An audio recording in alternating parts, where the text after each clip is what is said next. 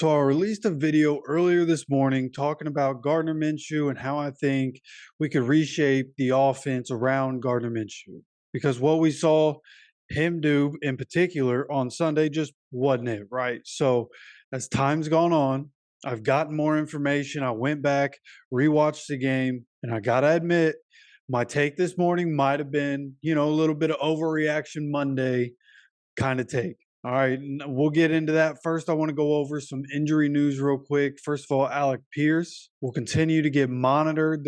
He sounds like he's more day to day right now. Then you have Kylan Granson. Kylan Granson was put into the concussion protocol, but luckily the Colts are very deep at tight end. So even with him out, we have guys that can step up, make plays like Drew Ogletree, and a lot of people want to see Will Mallory on the field. That's probably going to happen this upcoming Sunday against the Browns. But then the last bit of news here, we had already talked about Anthony Richardson possibly being done for the season. And according to Coach, who did his press conference, his Monday press conference that he does every week, he started talking about how Anthony Richardson, like they haven't come to the decision of him getting surgery. They're still evaluating things with the doctor, was the quote that I saw. So we'll see what happens with that. His season might not be over. He might be back at some point this season. But still, if he does get surgery, that will be season ending.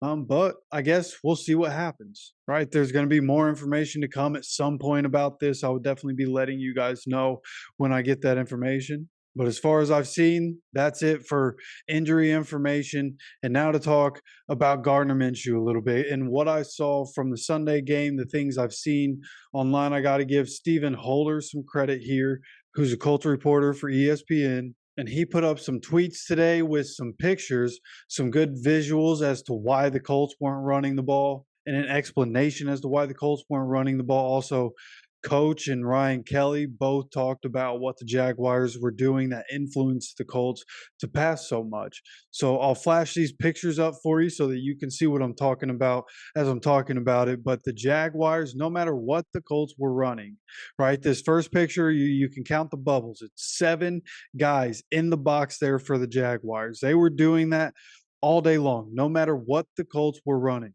right? And you can even see in this next picture, the Colts come out and go 4 wide with 1 running back. But if you count the number of Jaguars still in that box, they have 7 guys in the box. And then look at how deep the other guys are in the secondary. They were giving the Colts a lot of space, and they basically went out and said, hey, we're going to make Gardner Minshew beat us.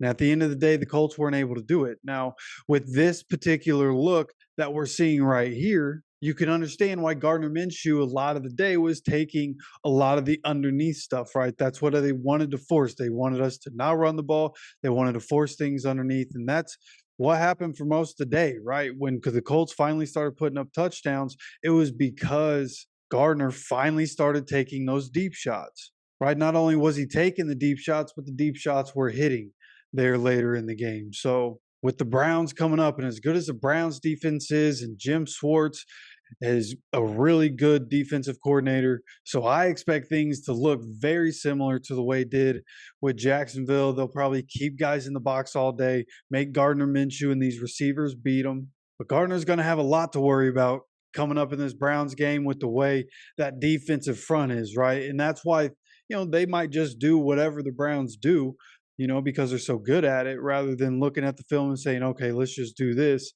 Right, they could adjust to be able to do a lot of what the Jags were doing. But at the end of the day, that their defense is historically good right now.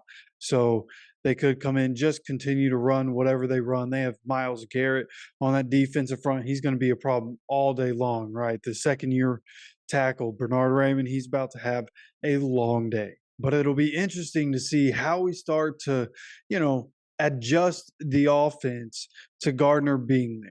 Right, because outside of the Jags game, in week 6, the offense has worked pretty well for the most part, right? The Ravens also have a really good defense. We struggled to move the ball that game. That was also Gardner's, the game that he started and finished. But for the most part, Shane Steichan has been able to do, pretty much what he wanted to on the offensive end, right? Because even in the Colts' worst game of the season, they were still able to put up 20 points.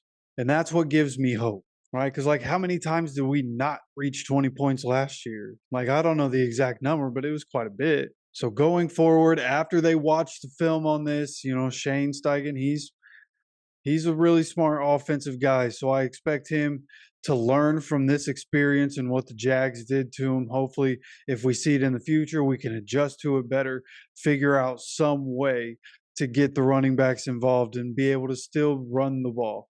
I don't know how they do that, but at some point, you have to know that teams are going to want a game plan to stop Zach Moss and Jonathan Taylor. So how can we design things in a way where Gardner Minshew can have more success, especially if he has to get the ball out of his hands quick? And how do we design things to make sure Gardner can be able to have confidence to get the ball downfield, right? Because again, he had some deep shots, right? There was one to Michael Pittman Jr., there was one to Kylan Granson.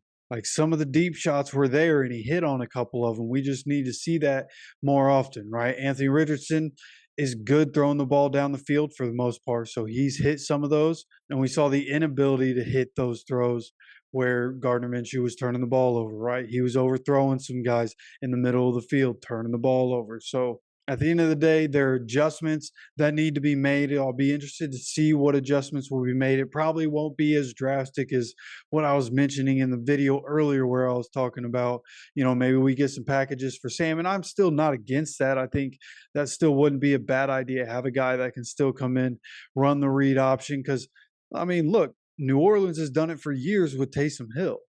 Even when Drew Brees was there, they had packages for Taysom Hill because of his utility. And obviously, Sam's not quite the athlete that Taysom Hill is, but it's the idea, right?